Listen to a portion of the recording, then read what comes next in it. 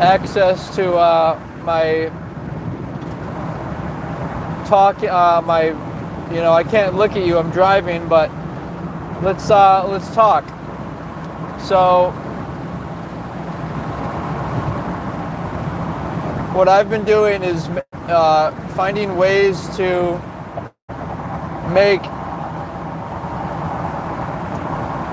the world a more peaceful place and more about enjoying being human and humanity. And I found that a major outlet to doing that is by celebrating women and their vulva, which is different than celebrating like women and their breasts, because breasts are for babies, and it's different than celebrating like men's bodies, like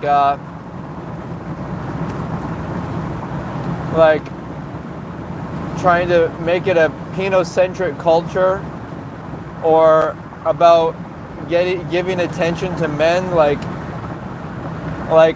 men, everything from men having status to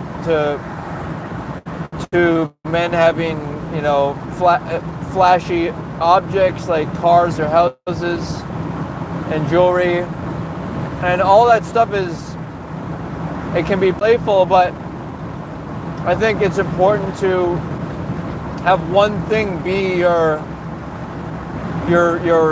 basically your God, and in this case goddess, because if you don't, then it's like society has too many people have worshipped too many things, and so it's like an unknown. It's like, who knows what is the right, like people don't get along. Like some people only, they have one religion, and even though like Muslim and Christian, they both have the core essence, at least the Orthodox variants, they both have the core essence of being oriented, around protecting women and marriage. It's still not, the religion is diluted, and so it's still not clear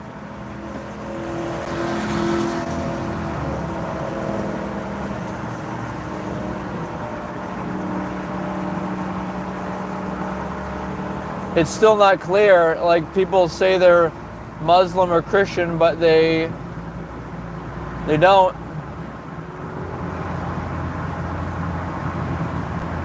They're not really practicing it. They're not really, at least to the extent that they believe in marriage. And when I say believe, I mean prefer.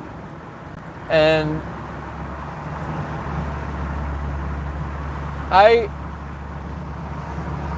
for example, when somebody says, "Oh, I'm Christian or Muslim or Jewish or even perhaps Buddhist," then they would assume that they have they treat people as sacred and respectful and don't want premarital intimacy, or at least that they will try to be, not forceful, and try to at least aim for marriage, even though they may not be going in the most efficient way. At least they're trying to go in that direction. And by the way, efficiency is another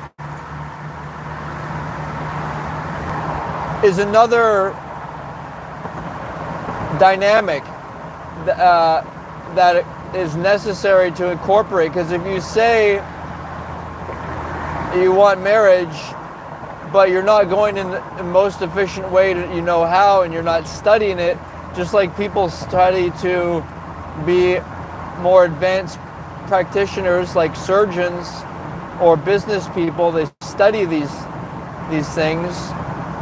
If you're not actively trying to improve, then do you really want marriage, would be the question. Just like when people might say they're Christian, but they're not actively studying and wanting to quote unquote grow as a Christian, or in this case that I'm describing, to grow culture of marriage. So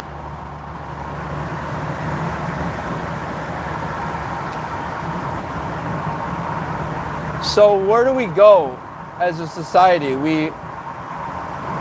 The idea of worshiping vulva, it's like God is vulva, God is V.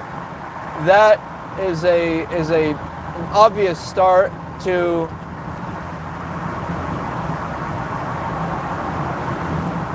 because if you worship something, then you treat it as sacred. And if you treat women and their bodies as sacred, then you don't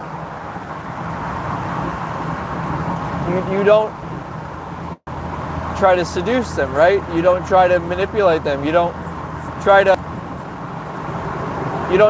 be intimate before marriage, because that would indicate that intimacy and sex is more important than marriage.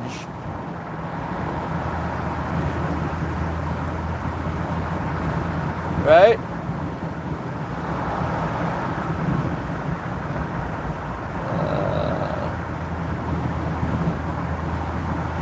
So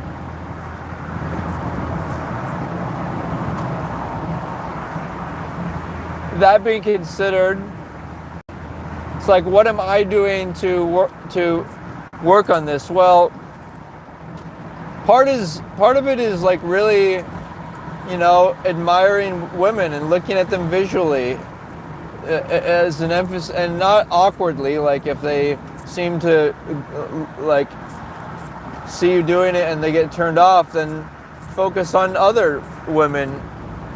But the point is that they should be, it should be emphasized that they're attractive and important, and the most important, more important than cars, more important than pets, more important than getting the newest gadget or phone, more important than vacations, than sporting events. Like, a lot of guys are all into watching sports, and it's fun to, engage in team and structure related activities. It's like celebrating our humanity, our playful spirit, but at the core of it, I think, should be, at least for heterosexual men and for coincidentally homosexual women, should be a celebration of vulva. And also women themselves should do that, because that's who they are. And essentially it's more than just women. It's more than just who women are. It's actually who we are as human beings, because I would posit that it's meaningless. Life is meaningless without vulva, because it's like a flower. It's like a human. It's like a human apparition or defining feature. So, and then the whole point of it is you make vulva your number one priority, and what ends up happening is let's see if we got any viewers. Hey, we got viewers. I'm only now looking down at my phone. Yay, Tech won. Tech, rest assured, we only have our shirt off. Okay, good to say hello. So let me offer some conclusory thoughts here. I'm about to engage in some business here, but the deal is it's a transcendental experience. It's beyond men having to think about, their genitals and how well it would match up with a woman, and how large her internal vagina is, and how big of an object or, maximal stimulation she might want. It's beyond that. It's beyond like people comparing breast size and penis size, which I think is really it's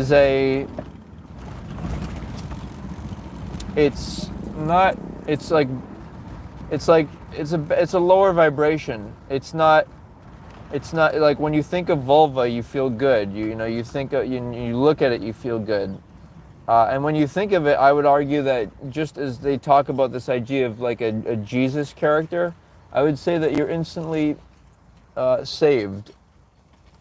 I would say you're instantly saved when you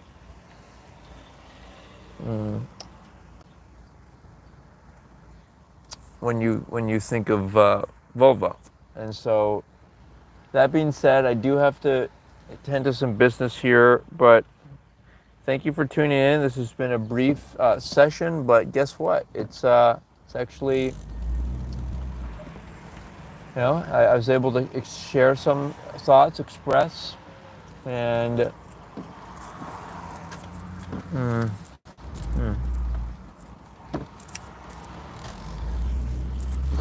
and we'll see what happens next, right? But yeah, it's like Jesus. It's like once you discover it, it's instant freedom, and you're pretty much saved. And all you have to do is think of it for inspiration. And yeah, be sure to tune in, look into my TikTok. I'm having a lot of fun on there, discussion things, and would like to see you guys in the comments there as well. And keep in mind, people will say that they think I'm weird or I'm objectifying. Females attract security, money, and abundance. Tech, yeah, I remember all the insults of them saying I was like masturbating in a park and all that crazy stuff. You remember all the Ice Poseidon insanity and Mr. G, right? We're over that. We're over that. Well, yeah, it's good to see you, and let's if you haven't checked out my TikTok, go check that out, man. And thank you for being present at this moment, and hope you're enjoying life too. So I'm gonna sign off, but take care, Tech One, and whoever else considers this video. Connect with me if you want to talk or debate. Let's do it. All right, take care. Yeah, good to see you.